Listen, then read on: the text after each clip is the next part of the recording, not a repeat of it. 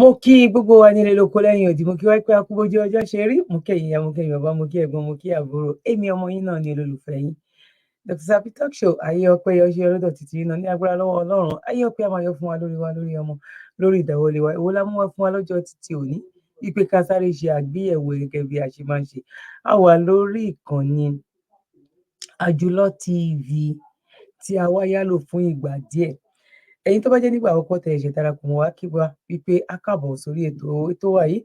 A máa ń gbé oríṣiríṣi ẹ̀wọ̀. Èyí tó jẹ́ wá lógún bẹ̀ ni wípé báwo ni àwa Áfíríkà lápapọ̀ báwo la fẹ́ kúrò nínú oko ẹrú. Oko ẹrú tá a wà nínú ìbọn adúpẹ́ lọ́dọ̀ Ọlọ́run. Ojoojúmọ́ ṣẹ́rí tẹ́lẹ̀tẹ́lẹ̀ depression ti fẹ́ ń pa àwa ènìyàn kú sọnù.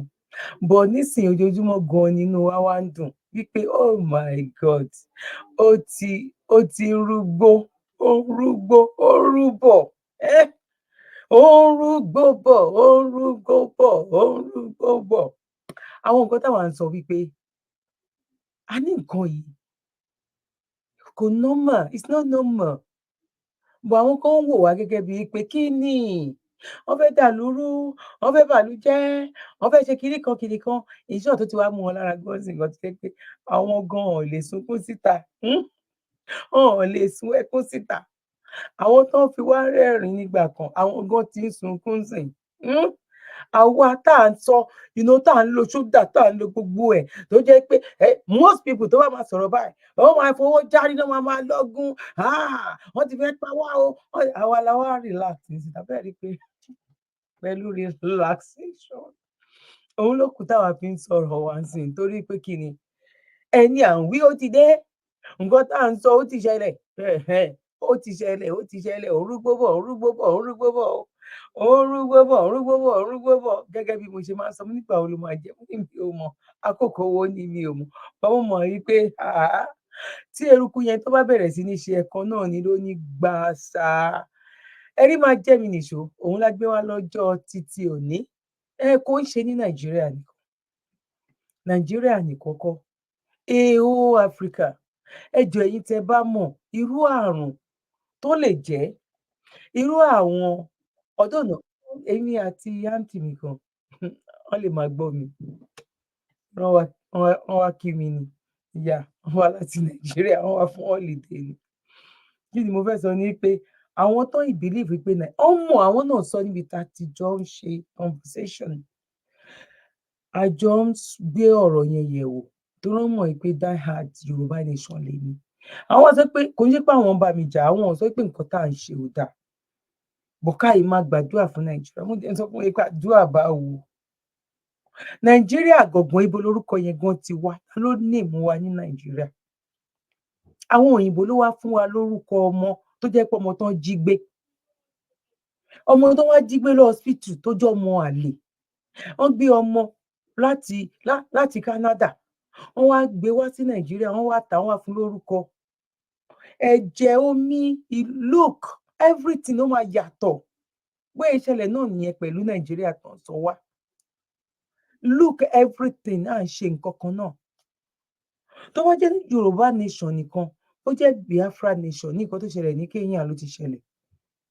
A máa rí mú jẹ, a máa lọ, but ní Nàìjíríà on his own, by the time táwa bá bẹ̀rẹ̀ nílẹ̀ Yorùbá, táwọn Haúsá bá láwọn lọ́wọ́ sí, táwọn Haúsá bá bẹ̀rẹ̀ tiwọn, táwa náà bá lọ́wọ́ náà lọ́wọ́ sí, understand? Ṣé mo pé nǹkan endsars ìyẹn dúró lórí wípé wọ́n yan àwọn jẹ, ẹ kó àwọn ọlọ́pàá síta, wọ́n bẹ̀rẹ̀ sí ní gba anybody tó bá rí náà gba laptop, náà gba fóònù wọn, náà ṣe gbogbo ẹ̀. Nǹkan tó ti torí ẹ̀ pọ̀ síta nìyẹn pé enough is enough. Eléyìí ò ń sọ̀rọ̀ sí ni pé òkè ẹ wá pín wa ìyà tẹ́ fi ń jẹ wá yìí. Òtògẹ́ eléyìí ò ń sọ̀rọ̀ pé bóyá kò sí oúnjẹ. Àwọn èèyàn wọn ti wá ń plan nísìnyí wípé àwọn náà mọ̀ wípé ikú ti ń dẹ̀dẹ̀dẹ̀dẹ̀ ń dẹkú. Ikú yìí ti fẹ́ máa kanlẹ̀kùn àwọn máa bọ̀. Kó tó káwọn má kàn kú voluntarily just like that. Ọjọ́ yẹn gangan wọ́n ti ó ń rúgbó bọ̀. Ẹni èmi nìkan kọ́ lè máa ti gbọ́. Ẹ̀yin tí ẹ bá wo ibi tí program yìí tó forí lé, ní enjoy ẹ̀. Fídíò kan wà tí mo tiẹ̀ máa gbé wá lẹ́lẹ́kẹta. Oh my God, the third one. Oh my day. Ìyẹn lè wá fún mi pé yes, true. Nǹkan tó ń lọ, ó ń rúgbó bọ̀. Àdúrà tiwa ló gbà. according to Yorùbá, Yorùbá ní téèyàn kan bá bàjẹ́ téèyàn kan ò lè dá. Mo kí wa lẹ́ẹ̀kan sí pé a kú bójú ọjọ́ ṣe rí. Ẹ̀yin tí ẹ bá ti mọ ìkànnì mi lórí Dr. Zabby Talk Show, type ẹ̀ síbẹ̀, ẹ máa rí lórí YouTube. Ibẹ̀ gangan la wà o. Ṣé rí bíbá gbogbo program tó wá ṣe bíbá àwa yà lónìí. Program tó ní bíbá gangan òun ní episode, ó lọ sí episode 100, ọ̀kan títí dé 100 nìyẹn ń lọ. But torí pé YouTube instruction wà ní orí Dr. Zabby Talk Show fún 2 weeks, òun ni àṣewá sí bíbá láti wá ya bíbá ìlú. Tó bá jẹ́ nígbà àkọ́kọ́ lórí ìkànnì yìí, please and please and please, àwọn nǹkan tẹ́lẹ̀ fi ràn mí náà lọ́wọ́ náà ni kò yé yín sìn, ẹ bá mi subscribe, ẹ bá mi like, ẹ bá mi fi comment sílẹ̀. Tẹ bá wo ibi tán ti subscribe yẹn àti ẹ̀ tí pọ̀ rárá, tẹ bá wà àwọn tó wo gbogbo program tá a ṣe yẹn, torí pé kí ni so many people wọn ò tí ì mọ platform yìí. Ẹ ṣé gan ni wípé ẹ bá mi subscribe, ẹ ṣé gan ni wípé ẹ bá mi tẹ like, ẹ tún fi comment náà sílẹ̀. God bless you, one love. Now ẹ jẹ́ ká tẹ̀síwájú kẹ́ lè mọ̀ wípé Áfíríkà lápapọ̀ ooru gbogbo. Wow, let's go there. The problem we have with our country. Take the lab fund, money is being stolen. Go to the sports fund, money is being stolen. Go to housing, nobody knows, nobody has the clarity of what the government is doing. Look at the retirement fund. There is no retirement fund right now other than the private sector, which you can put your fingers on and say, if you retire today, you get paid if you are a university lecturer. Zero. Look at the education fund. Nothing is working. Go down. Talk about what we are doing with our military. APCs, the armored personnel carriers we are supposed to use, which are people are supposed to be using in fighting the Al-Shabaab. And this problem is not with President William Ruto. Look at how our soldiers are being killed. They don't have the goddamn equipment for them to go and fight where they're supposed to be fighting. Look at our fuel prices. People go and negotiate a fuel price, which is fake. They are sharing their commissions. They come and give us more costing on the fuel. They tell us it was government to government expenditure. I mean, government purchase. Which discount did you get when you are negotiating? That is the discount men are sharing. We are not children anymore. These are the issues that are making our country look like a banana republic. Let the government put policy into place. But, you know, I want to repeat it here. When you see David Ndii talk, David Ndii is my friend, and we don't talk on economic matters because we agreed we are on either side. He is saying, I can't help this nonsense which is going on. People are stealing money, people are buying deals, guys are buying houses in Karen, somebody's buying a house for 290 million with 16 bedrooms. What is wrong with us? What happened to us? There are no medicines in hospitals. County governors are doing the same. You have the National Assembly. If the government is not going to take control, those youths that you saw who are going to look for jobs, they will walk into the streets, and you are not going to stop them.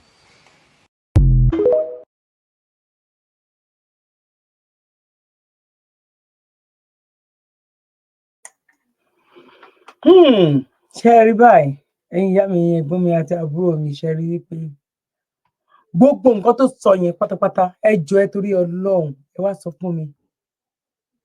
Èwo ló yàtọ̀ pẹ̀lú nǹkan tá à ń fèsì ní Nàìjíríà mi? Ìkan ògbé kan ni, kò dẹ̀ sí ẹni tó kó bá gbogbo Áfíríkà pátápátá láti òkè délẹ̀, Nàìjíríà ni.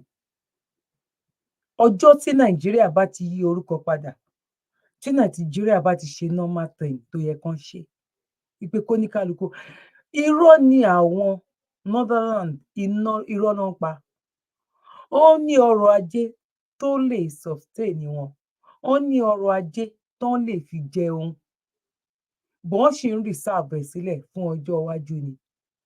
Kán sì rí ọ̀nà láti lè kó tiwọn jẹ, láti rí ọ̀nà láti túbọ̀ re àwọn àlùmáńjìrì wọn, àwọn ọmọ wọn tó ń rán lọ kákàkiri kán lọ kàwé wá, láti lè mọ, láti kápá lórí ilé àwọn èèyàn kan láti wá fi bo tiwọn lórí. Nǹkan tó ń ṣe nìyẹn. Ṣé rí ọjọ́ tí Nàìjíríà ò bá jẹ́ Nàìjíríà mọ́, Áfíríkà, a whole Africa, wọ́n máa gba ìtúsílẹ̀ lórí gbogbo nǹkan pátápátá ni.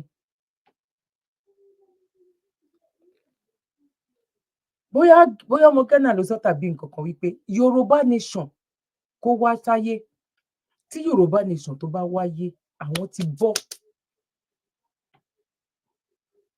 Because bí ìgbà tó jẹ́ pé àwa Yorùbá gangan àwa la ní èho Africa, because Africa jẹ́ èèyàn kan tó jẹ́ wípé ó ń wo Nàìjíríà fi ṣe àtẹ̀gùn ni, yálà àtẹ̀gùn aburú yálà àtẹ̀gùn dáadáa, anyone wọ́n bá ṣáà ti gbèsè.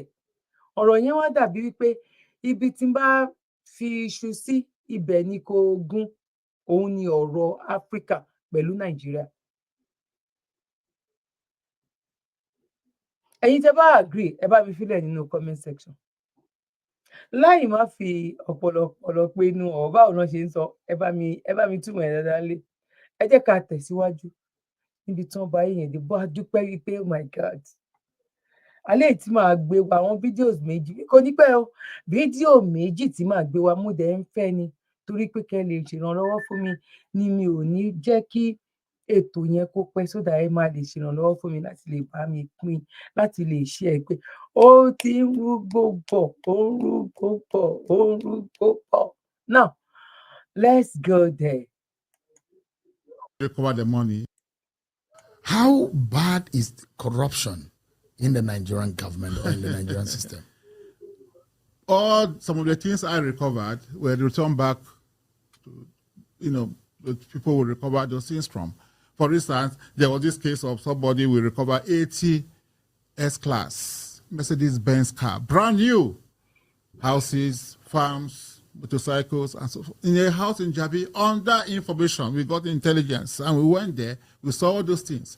I wrote to the customs, the DG of customs, do these people pay custom duties on these vehicles? 80 brand new S-Class, armored plated. The CG of customs said no, they didn't pay. I wrote to Federal Inland Revenue Service. Did these people pay tax? If you are importing, if you have this kind of vehicles, if you have money to buy this kind of vehicles, they should pay enormous tax to the Nigerian government. They said no, they don't have any record of them paying tax. So we went to court. We got an order of official, and then the court asked us to, we should take custody of those things, interim for official, pending the hearing of the case. So I did it. I did a memo to the Attorney General to brief him of what we were doing. But later on, the Attorney General said that all the cases are investigated. They never mandated me. One of them was, came through Panama Papers. You know about the Panama Papers? Mm-hmm. A Nigerian senator, former military governor, was mentioned that he has properties in offshore islands.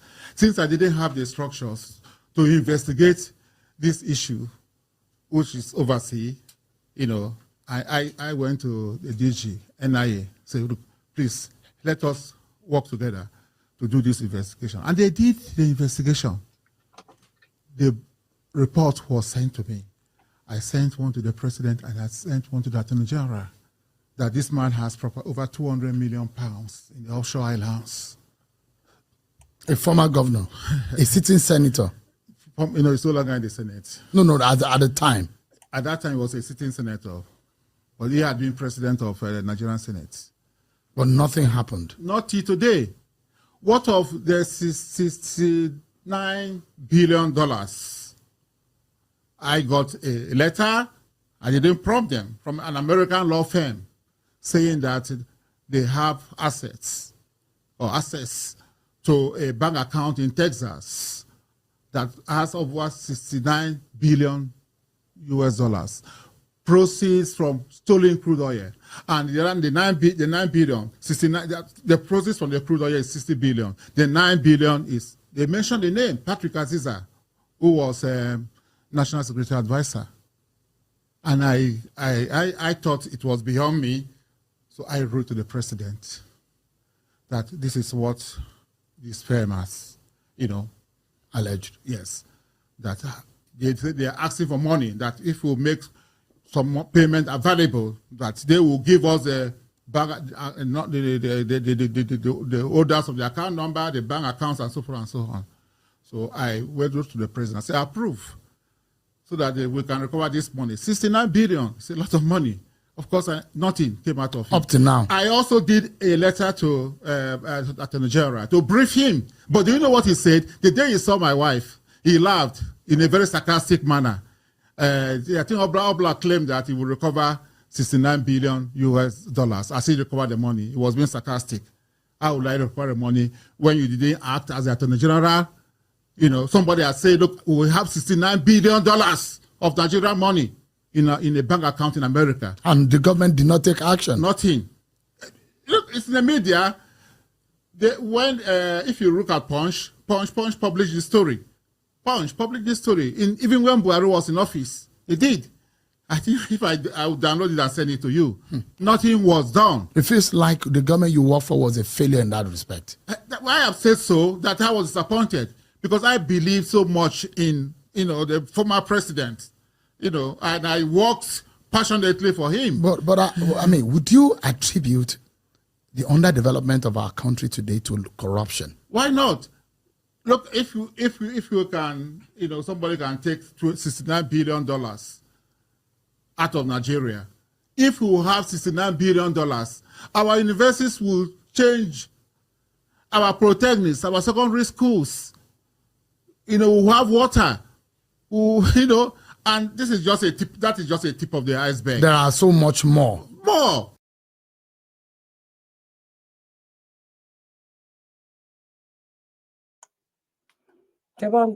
This is painful.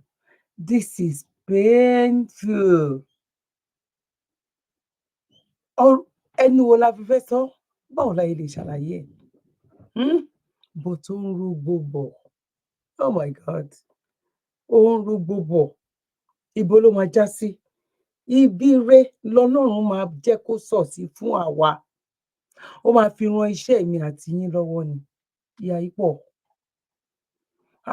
Kí ló dé? Èmi ò rírú eléyìí rí. Ta ló fi ṣe àwa dúdú? Ṣé kò tíì tó kí ìdè yẹn kó já ni? Àwa la máa ní àwọn bàbá wa, àwọn náà ta àwọn dúdú ẹgbẹ́ wọn lẹ́rú. Nísìnyí ńkọ́ because tó ń tà wá fún òyìnbó. Ẹ wo bọ́n ṣe máa ń kó àwọn ọmọ wa wá láti wá ṣe kíni? Láti wá ṣerú nílùú òyìnbó ni. Visa free ò tún sí mọ́sìn. Wọ́n tún máa san owó tó máa fi wá ṣe ọmọ ọ̀dọ̀ ni. Ẹlòmíì máa ta ilé, ó máa ta ọ̀nà ni láti lè wá tún ta ọmọ ẹ̀ sóko ẹrú ni. Láti wá ṣe ọmọ ọ̀dọ̀. Àwọn fashion ọmọ ọ̀dọ̀. Àwọn classical ọmọ ọ̀dọ̀. Ká dẹ̀ ní nǹkan yẹn lọ́wọ́. Tó jẹ́ wípé kò yẹ kó jẹ́ wípé ó máa kọ́ wa lẹ́nu wípé òyìnbó ló yẹ kó wá máa ṣe ẹrú ní ọ̀dọ̀ àwa dúdú. Why? Bọ̀ ó ń rúgbó bọ̀. Ó ń ṣe kí ni? Ó ń rúgbó bọ̀. Ẹ jẹ́ wá lọ gbé àwọn fídíò yẹn wá. Méjì ọ̀tọ̀ọ̀tọ̀ ni. Tá máa fi máa rí látojú ọ̀run báyìí. Bó làwọn kíní ibo ló ti rú wá? Ó pọ̀ gan-an. Ó pọ̀ bí omi inú ìyanrìn. Bọ̀ ìrànlọ́wọ́ ẹyọ kan tí mo dẹ̀ máa ṣe fún mi náà ni pé tó bá jẹ́ nígbà àkọ́kọ́ tẹ́kọ̀ máa pàdé mi. Ìkànnì tá ti máa ń ṣerú àwọn ètò yìí orí Dr. Zabby Talk Show ni. Àwa ya ibi báyìí lónìí. A dẹ̀ máa tó padà síbẹ̀ torí 2 weeks ni YouTube láàgbọ́dọ̀ fi ṣe program bẹ̀. Báwo tí wá lélẹ̀ yìí sì fún bákan. And ní àfikún eléyìí náà ó máa jẹ́ pé a ń ṣe program kan bẹ̀ tó ń lọ sí 1 to 100. A máa fi lè ní ọmọ àfi jẹ́ in case of incasity. A máa wò ọjọ́ tí YouTube bá ti ṣe kinní kan a lè wá bí. Tá bá ṣe program bí tẹ bá subscribe á fún yín ní notification. Tẹ bá wà pẹ̀lú wa lórí Dr. Zabby Talk Show tá bá ń ṣe program bẹ́ẹ̀ náà á fún yín ní notification so that a lè máa jọ tẹ̀síwájú. A lè jọ máa pín àwọn information yẹn kárí débi tó yẹ kó dé tí ìgbà tá máa fi jọ jubilate. Mo dẹ̀ mọ̀ pé lágbára lọ́wọ́ Ọlọ́run máa sọ ẹkún èmi àtẹ̀yin. Ọlọ́run máa sọ di ní agbára lọ́wọ́ Ọlọ́run. Now ẹ jẹ́ ká lọ gbọ́ nǹkan tí àwọn youth tó ń sọ. Ẹ jẹ́ ká gbọ́ nǹkan tára ọkùnrin, ẹ jẹ́ ká gbọ́ nǹkan tó sọ. But can afford luxurious things. Today, as I get out of this house to go and demonstrate, I really want to come back alive and healthy. But if I don't, I pray that my death or arrest will ensure the future generation doesn't go through what I've gone through. I only have 50 shillings in my pocket as my fare to town. I don't know how I will come back to Kawangware, but the most important thing is I must show up for my country that is bleeding. I must show up for my future children and grandchildren. I must show up for that poor old man who can't get out of his house. I must show up for that cancer patient who's waiting for a fundraiser in order to go to India for advanced medication, since my country can't afford high-tech cancer facilities but can afford luxurious things for all the politicians. I must show up for that graduate who has tarmacked for 7 years without getting a job. I must show up for that policeman who's afraid to speak out. By orders from above, he arrests people because if he goes against his bosses, he will lose his job. I must show up for that person who's in prison for a crime he didn't commit because the justice system is corrupted. I must speak for the deaf and dumb, for they have no voice. I must stand up for that crippled person who can't afford a wheelchair and can't get a job because of disability. I must show up for that business person who has never made any profit due to high tax and licenses. I must demonstrate for that old man who retired 20 years ago but has never received his pension. I must show up for pregnant mothers and unborn babies. It's almost certain that either both or one of them might die during delivery because our health system is a joke. I must show up for our ladies who go to Saudi Arabia out of desperation because they can't find jobs in Kenya. The slavery and torture they go through is unimaginable. I must show up for that teacher who has created professors, engineers, athletes, and many respectable people in the society, but her salary has never increased. And now they want to add more tax to it. I must show up for that voter who always casts his vote faithfully, but the votes get stolen. I must show up for those Kenyans who save for so many years to buy land and build houses, but later the government comes and demolishes them in order to build affordable housing. My question is, why is this not happening in posh estates like Karen or Runda? I must show up for all our freedom fighters who are tortured and killed under unknown circumstances. They must know that their sons and daughters are not weak anymore. They must know that we are tired. They must know that their blood of courage runs in our veins. I must show up for Raila Amolo Odinga since he has no energy to fight anymore. I must show up for Harry Thuku, James Buta, Dedan Kimathi, Martin Shkuku, so that they know their death meant something. I will show up for Ronald Ngala, Tom Mboya, Masinde Muliro. I will picket for Achieng' Oneko, Bildad Kagia, Koitalela Rapsamoi, Esau Kamati Oriedo. I will take in the tear gas for Pio Gama Pinto, Musa Mariama, Koinange Wambegu, Jomo Kenyatta. I will carry placards for Otenyo and everyone who fought for us when we were not yet born. I must show up for human activists, founders like Professor Makau, Maina Kiai, Dr. Willy Mutunga, Kiraitu Murungi, and Peter Kareithi. I must show up and join my brothers Boniface Mwangi and Senator Mutata, plus all the activists, for we are the only ones who can save this country from falling into the abyss. I must show up for every oppressed Kenyan out there who feels like they can't fight anymore and they have given up. And when the police throw that tear gas, I won't run away. No, I won't wipe my tears. I will let them flow freely. I will cry, weep for my country, shed tears for all the poor people who can't afford 3 meals a day. I will take that time to mourn all those who have been killed due to police brutality. And if they arrest me, I won't resist. And if they torture me, I won't do anything. I will welcome in the pain with a smile, knowing that this is the pain that will save my country. I will surrender myself to the arms of the same police that I'm fighting for, to get a salary increase and stop living in Mabat houses like chicken. And if while demonstrating a bullet comes my way, I won't duck it. No, I will stand firm and block it from hitting another person, because I know blocking it will block all the bad things and injustices happening in my country. I will close my eyes open my arms, think about how my death will save my country. I will smile one last time, go on my knees, and say one last wish to my Lord. God, save my country. Lord, help Kenya.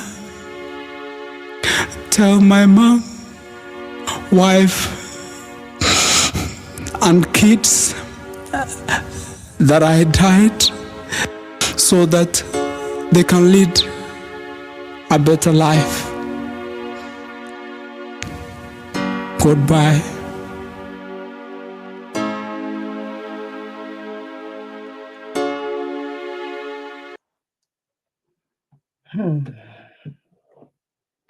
Ó ń rúgbó bọ̀.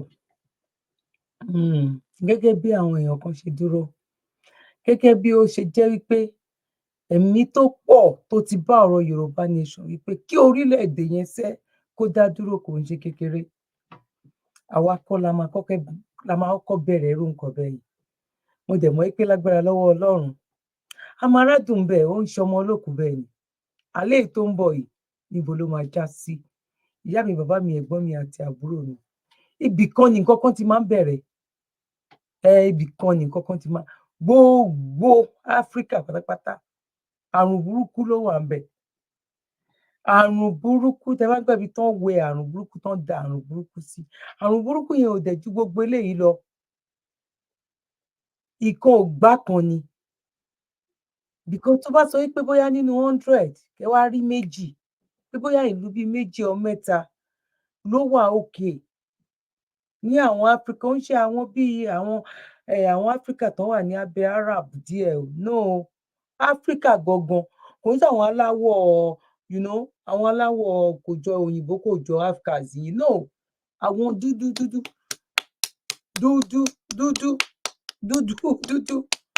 báyìí. Àwa dúdú báyìí. Oh my God. Oh my God. Oh my God. But òyìnbó náà ti go through a lot. Kò yé yín? Ìgbà kan àwọn náà fold ọwọ́. Ẹ lè gbọ́ nínú history òyìnbó wípé ṣọ́ọ̀ṣì ló gba àwọn sílẹ̀. Àwọn fúnra wọn ló dúró báyìí. Àsìkò náà ló ti dé fún Áfíríkà wípé yes, because àwọn church náà wá kó wọn lẹ́rú ni. Àwọn ló dúró tán fi gbára wọn kúrò lọ́wọ́ church. Àwọn ló dúró ló gbára wọn kúrò nínú oko ẹrú amúnisìn. Because àwọn náà mú ọmọ ìlú gangan náà sìn láyé ìgbà kan rí náà. Bìtìkó yìí dẹ̀ kó ọ̀pọ̀lọpọ̀ ayé, wọn kó wọn lẹ́rú. Wọ́n dá Áfíríkà tiwa, wọ́n dá wa sílẹ̀. Wọ́n fẹ́ ká bẹ̀rẹ̀ again nínú ìnira, ní kó sọ nǹkan ọrọ̀ ajé wa kán sọ di pẹ̀tẹ́lẹ̀. Àwa ọmọ onílé ọlọ́nà, àwa tó jẹ́ pé Ọlọ́run kẹ́ wa pé tá bá da omi sílẹ̀, omi lè bínú máa yọ tòmátò tí ó bínú ni because tòmátò ẹyọ kan ló lè wà nínú omi yẹn. Ó lè bínú yọ 20, 100 síbi tó dá sí yẹn. Àwa ló wá fẹ́ sọ di ẹni tó fẹ́ máa ta kẹ́míkà fún, tá ẹ̀ṣẹ̀ máa tún máa fi gbin ọrọ̀ ajé. Àwa ló wá di wípé tá bá wá lajú sílẹ̀ báyìí, la máa wá di wípé tí òyìnbó tún bá wá ta kẹ́míkà fún wa, a lè gbin àgbàdo mọ́. Wọ́n bá ti ba gbogbo ọrọ̀ ajé wa jẹ́.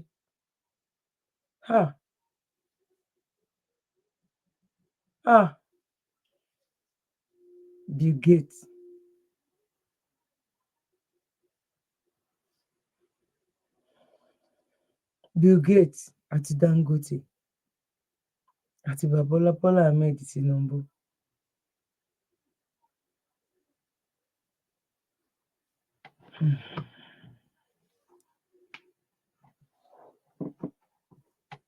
Òyìnbó ni Bill Gates o, dúdú ni Dangote, dúdú ni Bọ́lá Ahmed Tinubu.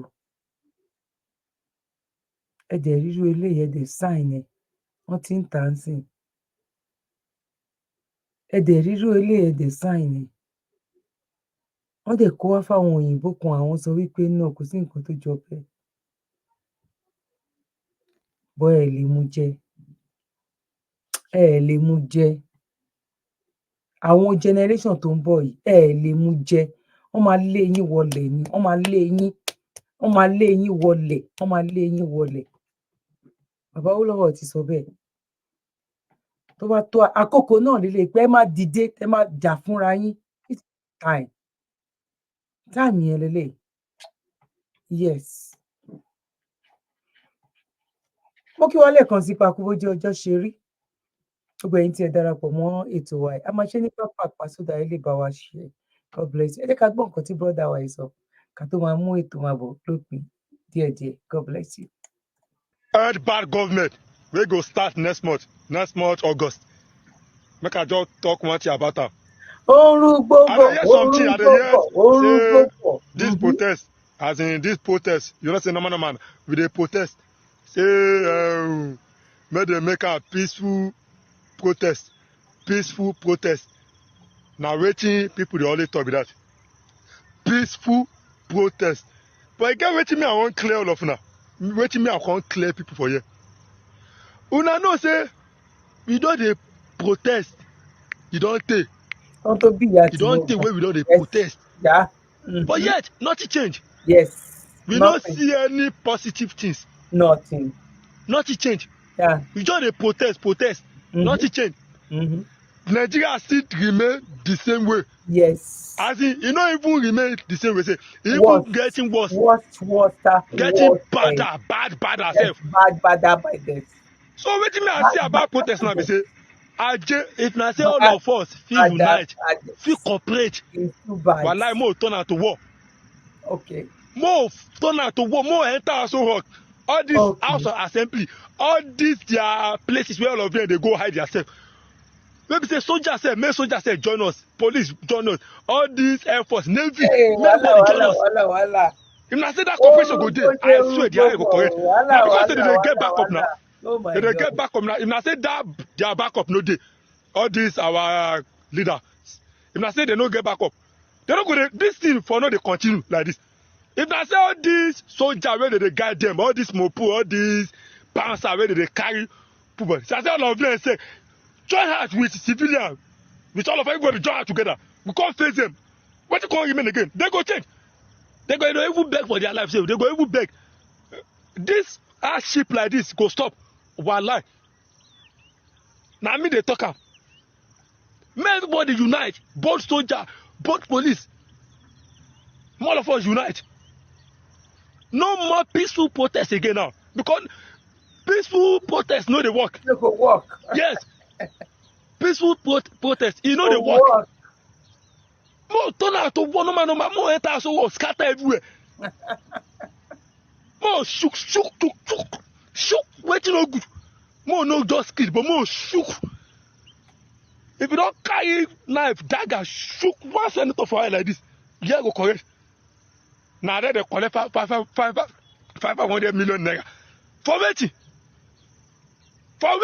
exactly for what exactly Nigeria dey there we dey suffer hungry dey wire us aje na wetin go happen be that no more peaceful protest we no need am we no need peaceful protest we no need peace because we no even get the peace we no get peace so I wan take do that peaceful protest where the peace dey more. Tinubu give us peace so we wan come protest now we come dey do peaceful protest lai you know come in peace we go scatter everywhere aje wọn bí yayan kò sẹ́jọ́ wọn bí yayan. àwọn boys wọn ti ń jí wọn ti ń lajú wípé ajé kàn ṣe àwọn ọmọ ṣùkúṣùkú àwọn ọmọ ṣùkúṣùkú òun ló kàn sí òun àló máa sún wọn débẹ̀ sẹ́ ó ti di dandan kí ló dé why tí àyípọ̀ tó yìí why kí ló ṣẹlẹ̀ ẹ̀yin wà níbì kan ẹ̀ ń kọ́lé sí fún prime minister kò sí school kò sí hospital kò sí ọ̀nà gbogbo ọ̀nà tí ò sí náà ń ló ba gbogbo ọrọ̀ ajé jẹ́ nínú èyí tó ṣẹlẹ̀ tójò tó ń rọ̀ yìí ṣe mọyì ẹni tó ń rẹ́rìn tó máa sọ ọdẹ lẹ́kún Nàìjíríà máa wọlẹ̀ kò dẹ̀ lè fararí wọlẹ̀ tó ní kálukú lè pín òun ní títí wa. Ṣé bó ló bá Bọ́lá Ahmed Tinubu sọ? Ó lóun ò ṣe restructuring, òun ò ṣe kinní kan. Wọ́n Nàìjíríà lòun dúró lé lórí. Nǹkan tó ò lè ṣe, ò lè ṣe. Àwọn tó ní brain jù ẹ lọ́gbọ́n ó ti sọ wípé tó bá débẹ̀, ó lè nǹkan tí ìwọ náà ó sọ wípé nǹkan tó bàjẹ́, ó máa wá tún ṣe. Bọ̀ àwọn èèyàn ò mọ signal tó ń fún wọn gbà yẹn wípé ibi tó ti bẹ̀rẹ̀, ibẹ̀ ló máa ti gbé. Àní tó bá jẹ́ ìlú alálùbáríkà, ìlú tó níbẹ̀rù Ọlọ́run, gẹ́gẹ́ bọ́n ṣe mú owó àwọn tax wa. Torí gbogbo wa là ń san tax. Báwa náà ṣe wà ń lo òyìnbó ní tax tá ń san ní Nàìjíríà. Yes. Ẹ mú owó tax wa, ẹ yọ nínú ẹ̀ fàlà. Ẹ lọ fi tún hospital ṣe. Ẹ yọ nínú ẹ̀ fàlà. Ẹ lọ fi ṣe àwọn ọ̀nà kan, àwọn street by street ni o. Ó yàtọ̀ sí àwọn ọ̀nà tó jẹ́ pé ẹ fi ń ṣe camouflage, tẹ fi ń polówó ọjà wípé ẹ fẹ́ fi campaign o. Ó yàtọ̀ sí àwọn ọ̀nà train. Wọ́n ṣe program kan lẹ́yìn eléyìí. Oh my God, Nigeria. Nigeria lè ti lè nínú àwọn nǹkan báyìí. Oh my God, oh my God. Ibi tí train tí break inú train ò ti ṣiṣẹ́. Break inú train fail. Oh my God. Ẹ mú owó àwọn èèyàn, ẹ fi rán àwọn èèyàn lọ sí Hajj. Ẹ mú ẹ lọ fi rán wọn lọ sí Jerusalem. Ebi dẹ̀ ń pa àwọn ènìyàn. Ìyà ń jẹ àwọn ènìyàn, ìdààmú ń pa àwọn ènìyàn. Kó tiẹ̀ jẹ́ wípé ẹ mú owó yẹn lásán gan. Ẹ fi lọ ṣe nǹkan kan wípé òkè o, irú hospital tó wà níbàdàn tọ́nà fẹ́ gbà lọ́wọ́ yín torí pọ̀ ń rówó iná san. Tó fẹ́ wọ́n dẹ̀ máa privatize láàrin ara wọn náà máa rà. Gbogbo nǹkan tó jẹ́ kó belong sí ọmọ tó ń pè lọ́mọ Nàìjíríà tán láwọn ń kó kiri. Gbogbo ẹ̀ náà ti pín tán. Ẹ rò pé ó máa lọ bẹ́ẹ̀? No! Ọjọ́ kan ló máa bẹ̀rẹ̀, ọjọ́ kan náà lópin máa dé sí àkókò náà là wà nínú ẹ̀. Mo kí wa lẹ́ẹ̀kan sí pé a kú bójú ọjọ́ ṣe rí. Ẹ̀yin tó bá jẹ́ nígbà àkọ́kọ́ ẹ bá wa subscribe. Ẹ̀yin tó bá dẹ̀ jẹ́ nígbà àkọ́kọ́ náà ni a máa ń ṣe nǹkan kan lórí ètò. Ẹ bá wa like. Ẹ má máa ìdò ohùn mi o. Ẹ má máa stress ló gba òun ló ṣe blockage fún ohùn mi díẹ̀díẹ̀. Bó ṣe máa ń rí nìyẹn, but lágbára lọ́wọ́ Ọlọ́run ojú òní tiwa. Ọ̀rọ̀ wa dayọ̀. Now, ẹ bá wa share ètò, ẹ bá wa pín, ẹ bá wa subscribe, ẹ bá wa tẹ like. Lágbára lọ́wọ́ Ọlọ́run. Ọmọdé àgbà ọkùnrin obìnrin ni ó máa like yín. One love. Thank you so much. Ẹ jẹ́ ká lọ sí ìpolówó kó tó di wípé a máa mú ètò wa sí òpin. God bless you. Látijọ́ aláyé ti dáyé lọ́kọ́ tí ń sọ lówó orí aya tájọṣepọ̀ wọn sì jẹ́ gbádùn òun fa ìfẹ́. Tírí ìgbádùn lọ́kọláya bá ti ń bọ́ ságídé kásáyàn ò fàǹfẹ́ láàrin wọn dò ní yọ̀bẹ̀kẹ́. Tọkọ ò lè gòkè lọ́wọ́ déere. Tọkọ wa ń ṣe súkẹ́súkẹ́ lórí aya. Orísun ló yẹ ká padà sí. Ká tọ́jú ara wa pẹ̀lú S2 Aba Bitters. Sátẹ̀kan lẹ̀ gbọ̀ngbọ̀ngbọ̀n. Ká kó lẹ́gbẹ́ àwọn tí ń bẹ̀bẹ̀ fàyà lórí ibùsùn. S2 Aba Bitters 100% Aba tí ò lọ́tí kankan nínú. Pẹ̀lú oúnjẹ NAFDAC. S2 Aba Bitters is S2 Ultimate Holistic Spiritual Aba Remedy International Limited. Ló ṣe 002 Park Street First Avance Junction Ọ̀lẹ́yọ̀ Ìbàdàn Ọ̀yọ́ State. Ó wà lọ́pọ̀ yanturu ní 1825 Olúyọ̀lé Shopping Complex New Garage Ìbàdàn. Ẹ ti lè rí ra ní Lasorat Royal Plaza Asunlẹ̀ Junction off Akala Express Ìbàdàn Ọ̀yọ́ State. Fún ẹ̀kúnrẹ́rẹ́ àlàyé síwájú sí tàbí tẹ̀yin gan bá fẹ́ jẹ́ alágbàtà fún wa ẹ pè tàbí ká WhatsApp wa lórí +234 704 079 0153 tàbí kẹ́kọ̀ọ́ sí +234 806 400 0204. Bákan náà ni ẹ lè kàn sí abroad line wa lórí +353 894 982 845. Ẹ mọ́ gbàgbé wípé ìlera lóògùn ọrọ̀ tó fi já sí wípé ẹ ti lè kàn